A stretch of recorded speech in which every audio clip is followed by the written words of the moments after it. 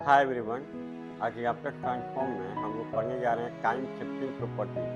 वो प्रॉपर्टी का यूज करके हम लोग न्यूमेरिकल प्रॉब्लम कैसे सॉल्व करेंगे, तो चलिए इसको देखते हैं। लैपटॉप ट्रांसफॉर्म में आज हम लोग करने जा रहे हैं टाइम शिफ्टिंग प्रॉपर्टी। चलिए इसको कंटिन्यू करते हैं।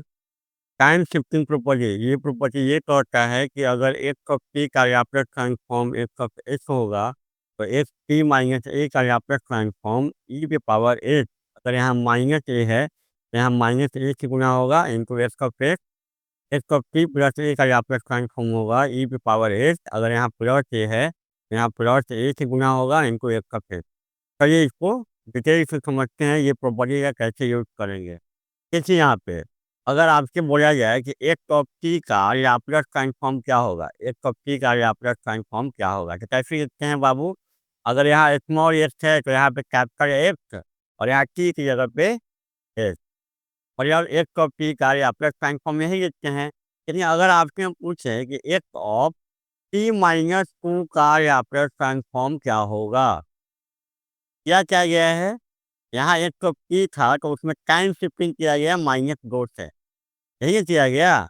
इस कंपनी में टाइम शिफ्टिंग किया गया माइनस दो से। देखिए इस तरह का अगर क्वेश्चन आपसे पूछा जाए तो कैसे करेंगे।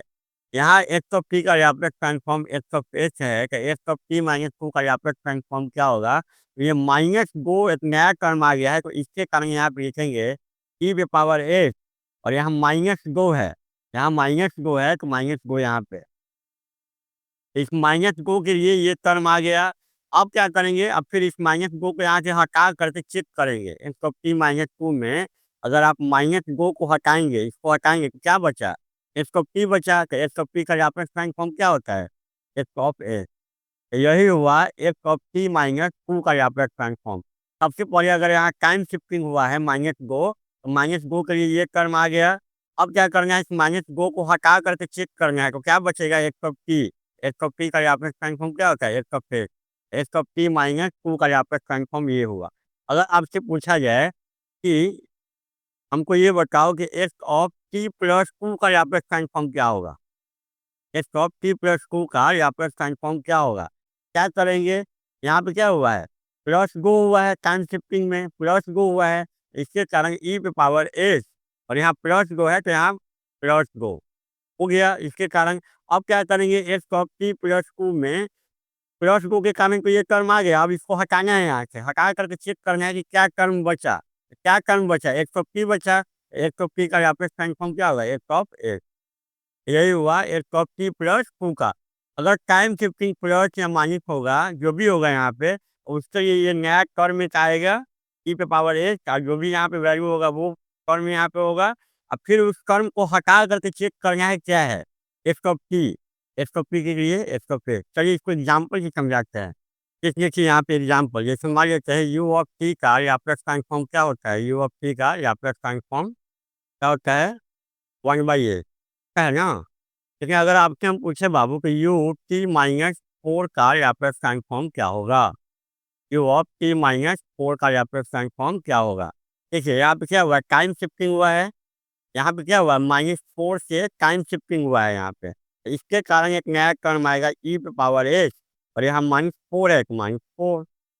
अब क्या करना है, यू टी माइनस फोर में माइनस फोर के कारण को ये टर्म आ गया है, तो अब क्या करना है, माइनस फोर को यहाँ से अब हटा देना है। उसके बाद चेक करना है क्या बचा, यू ऑफ टी बचा, तो यू ऑफ टी का लाप्लास ट्रांसफॉर्म होता क्या है, वन बाई एस। तो इसका Laplace transform U T minus four का लाप्लास ट्रांसफॉर्म हुआ ई पे पावर एस गुना माइनस फोर और इंटू वन बाई एस। इसको सॉल्व कीजिएगा तो ई पे power minus four S Guna one by S, यही हुआ का लाप्लास ट्रांसफॉर्म। उसी तरीके से आपसे पूछा गया यू टी प्लस फोर का लाप्लास ट्रांसफॉर्म क्या होगा, प्लस फोर हुआ है तो इसके कारण ई पे पावर एट, अब प्लस फोर तो प्लस फोर यहाँ पे प्लस साइन लिखने का कोई जरूरत नहीं है। अब क्या करेंगे, यू टी प्लस फोर में प्लस फोर के कारण कोई एक टर्म आ गया। अब क्या करेंगे, प्लस फोर को हटा करके चेक करेंगे क्या बचा, u of t. U of t बचा, तो इसका लाप्लास ट्रांसफॉर्म क्या, one by eight. U t plus four का लाप्लास ट्रांसफॉर्म क्या हुआ, अगर इसको और सॉल्व कीजिएगा अच्छे से, ई पे power four A Guna one by S, ये हुआ इसका लाप्लास ट्रांसफॉर्म। चलिए और एग्जाम्पल दिखाते हैं अभी। चलिए दूसरा एग्जाम्पल देखते हैं। जैसे मान लीजिए ई पे पावर -2t u है। इसका लाप्लास ट्रांसफॉर्म क्या होगा? तो इसका लाप्लास ट्रांसफॉर्म को आप बहुत अच्छे से जानते हैं। क्या होता है 1/s+2। इसमें तो कोई दिक्कत नहीं है, ये तो बच्चा वाला चीज़ है।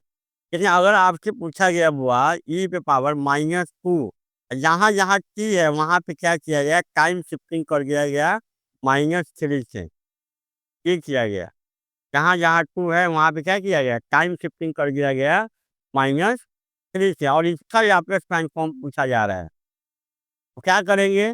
देखिए यहाँ पे टाइम शिफ्टिंग, देखिए टाइम शिफ्टिंग किया गया है दोनों जगह, जहाँ जहाँ टाइम है वहाँ पे -3 किया गया है। ऐसा नहीं कर सकते आप कि ई पे पावर -2t और यहाँ पे कर दिए u की -3। तो ये प्रॉपर्टी लगा रहे हैं हम, ये वाला नहीं लगा सकते।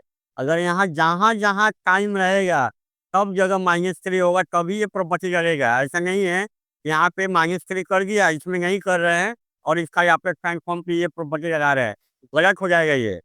यहाँ टाइम है तो यहाँ भी -3 हुआ है, तो यहाँ टाइम है तो यहाँ भी -3 होगा, तभी ये प्रॉपर्टी लगाएँगे। इस प्रॉपर्टी का यूज़ करके अगर हमको लाप्लास ट्रांसफॉर्म निकालना है बुआ, तो इसका लाप्लास ट्रांसफॉर्म क्या होगा? देखिए यहाँ भी -3 है, यहाँ भी -3 है, तो इसके कारण क्या होगा? ई पावर एस और -3, -3 के कारण। अब क्या करेंगे? इसमें ई पे पावर -2 टी -3 है, यू टी -3 है, -3 के कारण कोई ये टर्म आ गया। अब क्या करना है? -3 को यहाँ से हटा करके चेक करना है कि टर्म बचा क्या? तो क्या टर्म बचा? टी पे पावर -2 टी यू टी, तो इसका लाप्लास ट्रांसफॉर्म को आप जानते ही हैं कितना? 1/s+2। तो यही हुआ लाप्लास ट्रांसफॉर्म इसका। और ये जो टर्म शिफ्टिंग में होगा उसके लिए ये टर्म यहाँ पे लिखा जाएगा, और उसके बाद इस टर्म को हटा करके चेक करना है क्या टर्म बचा, तो ये टर्म बचा। तो इसका लाप्लास ट्रांसफॉर्म को आप जानते ही हैं, ये होता है। यहाँ पे ये इसको और सॉल्व कीजिएगा तो e⁻³ गुना 1/s+2, यही होगा आंसर।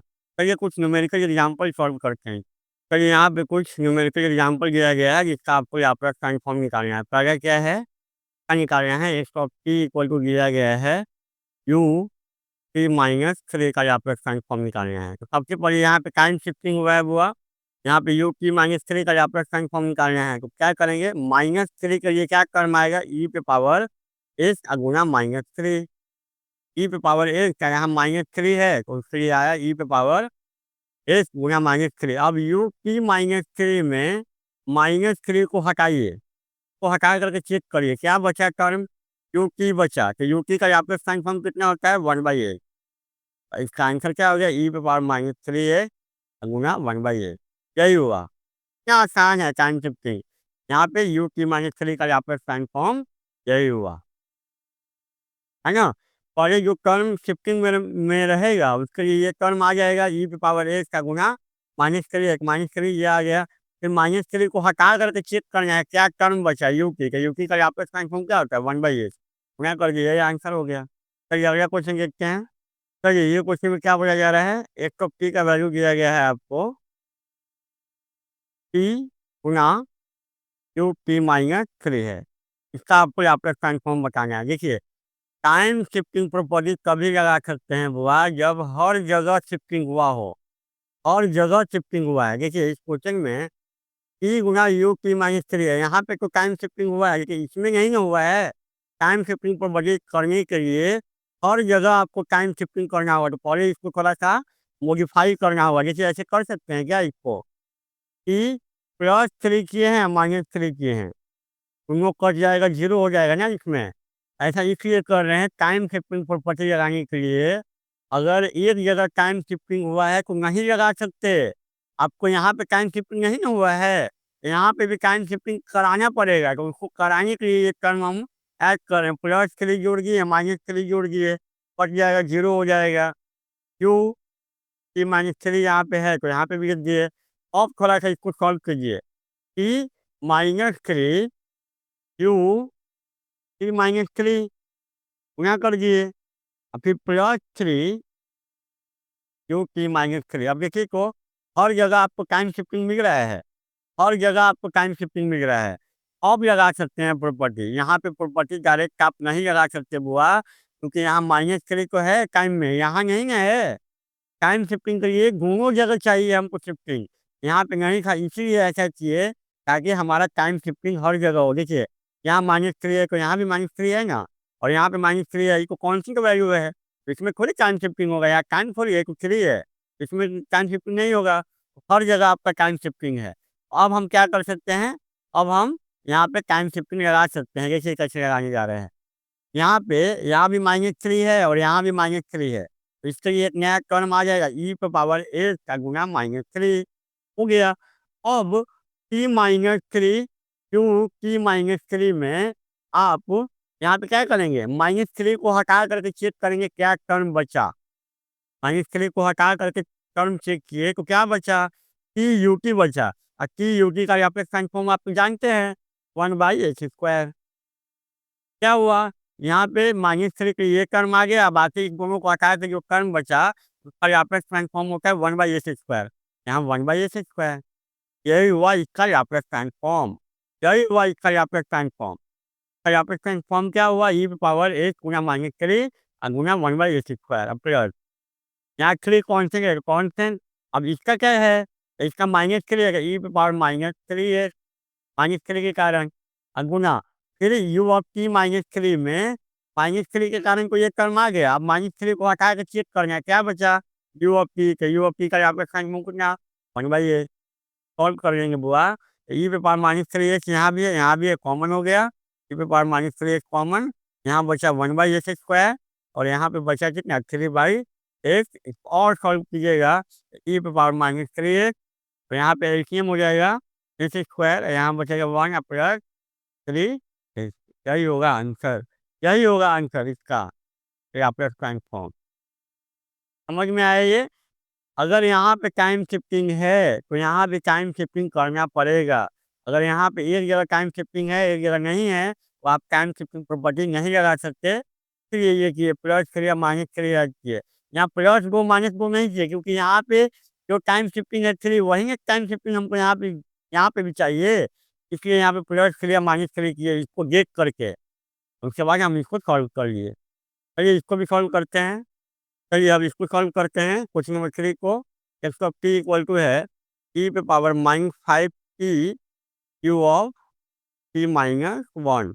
अब इसका यहाँ पे ट्रांसफॉर्म बताना है। देखिए, यहाँ पे अभी तो टाइम शिफ्टिंग नहीं लगा सकते, क्योंकि यहाँ पे -1 है टाइम में, यहाँ पे नहीं है टाइम शिफ्टिंग, तो पहले इसको टाइम शिफ्टिंग करना होगा। तो क्या करेंगे, e⁻−5, और यहाँ पे -1 से टाइम शिफ्टिंग है, तो यहाँ भी -1 चाहिए हमको, तो क्या करेंगे, t में +1 और -1 कर देंगे, हो जाएगा। फिर इसको सॉल्व करेंगे तो आप टाइम शिफ्टिंग लगा सकते हैं। अब क्यों ऐसा कर रहे हैं, क्योंकि इसमें टाइम शिफ्टिंग नहीं है, तो यहाँ -1 है, तो हम क्या किए, इस टाइम में +1 और -1 कर दिए। कभी-कभी बच्चे करते क्या हैं कि टाइम शिफ्टिंग करना है तो -5 की, और इसी में +1 और -1 कर देते हैं। अरे बुआ, यहाँ पे -5 की में क्या कर दिए हो, आपको करना है सिर्फ टाइम में, तो टाइम को यहाँ से कॉमन लेना पड़ेगा ना। बच्चे करते हैं e⁻−5t या +1 या -1 कर देते हैं, ये गलत ना हो जाएगा। आपको टाइम में करना है, ना कि -5t में करना है। तो टाइम को पहले कॉमन लिए, अब उसमें +1 और -1 टाइम शिफ्टिंग किए।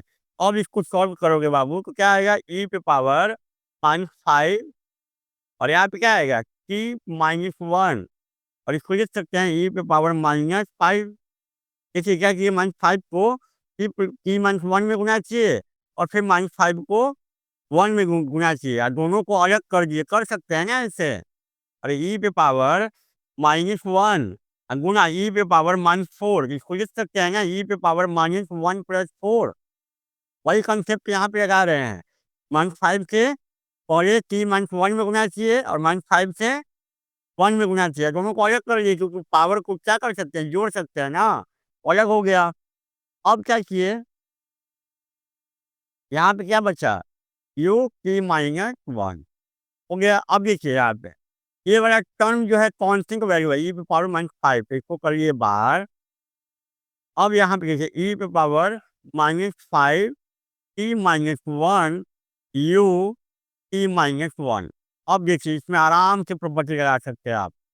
में यहाँ भी टाइम शिफ्टिंग है -1 से, यहाँ भी है, और ये कांस्टेंट टर्म था कि इसको बाहर कर लिए, तो यहाँ पे टाइम शिफ्टिंग लगाने हैं, तो कैसे लगाएँगे? -1 है दोनों जगह, e पे पावर s गुना -1 हो गया। टाइम शिफ्टिंग के लिए अब क्या करना है? -1 को हटा करके चेक करना है क्या बचा। -1 को हटा करके चेक करना है क्या बचा। -1 के कारण तो ये टर्म आ गया, e पे पावर s गुना -1। अब जा रहे हैं -1 को हटाने, हटा के चेक कर रहे हैं क्या बचा टर्म। क्या बचा टर्म? e पे पावर -5 की ut, तो इसका लाप्लास ट्रांसफॉर्म जानते हैं ना? 1/s प्लस 5, यहाँ पे कर देंगे 1/s प्लस 5। यही हुआ इसका लाप्लास ट्रांसफॉर्म, यही हुआ इसका लाप्लास ट्रांसफॉर्म। अब यहाँ पे e पे पावर -5 है, तो इसको क्या करना होगा? इसमें गुणा करना होगा। कांस्टेंट कांस्टेंट वैल्यू है ना बुआ ये, e पे पावर -5 पे e पे पावर -5, और यहाँ पे है e पे पावर -s गुना 1/s प्लस 5।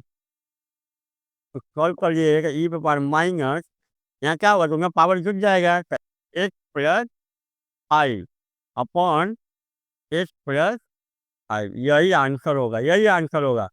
अरे आपका ट्रांसफॉर्म समझ में आया कि टाइम शिफ्टिंग प्रॉपर्टी कैसे लगा सकते हैं? तो ये कुछ न्यूमेरिकल एग्जाम्पल के थ्रू हम लोग समझे time shifting property Laplace transform में कैसे लगा सकते हैं।